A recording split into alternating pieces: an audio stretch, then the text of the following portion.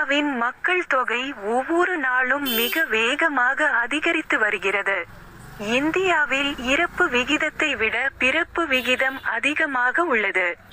மக்கள் தொகை பெருக்கம் என்பது சமாளிக்க முடியாத பிரச்சினையாக இந்தியாவுக்கு மாறி வருகிறது. ஏனெனில் மக்களுக்கான இருப்பிட வசதி கிடைப்பதில் சிக்கல் இருக்கிறது. இது பற்றிய ஆய்வு ஒன்றில் திடுக்கிடும் தகவல் வெளியாகியுள்ளது. இந்தியாவின் ரியல் எஸ்டேட் துறை தற்போது மிகவும் நெருக்கடியான கட்டத்தில் உள்ளது. இதில் தொடர்ச்சியான தேவை மற்றும் வழங்கல் மொத்த உள்நாட்டு உற்பத்தியில் நிறைய பங்களிக்கிறது.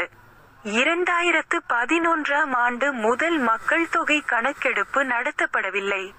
அதே நேரத்தில் சில புள்ளிவிவரங்களின்படி இந்தியாவின் மக்கள் தொகை சுமார் 140.76 கோடியாக உள்ளது. இந்த மக்கள் தொகை பெருக்கத்தை சமாளிக்கும் அளவுக்கு போதிய வீடுகள் இருக்காது என்று இந்த ஆய்வின் மூலம் தெரியவந்துள்ளது.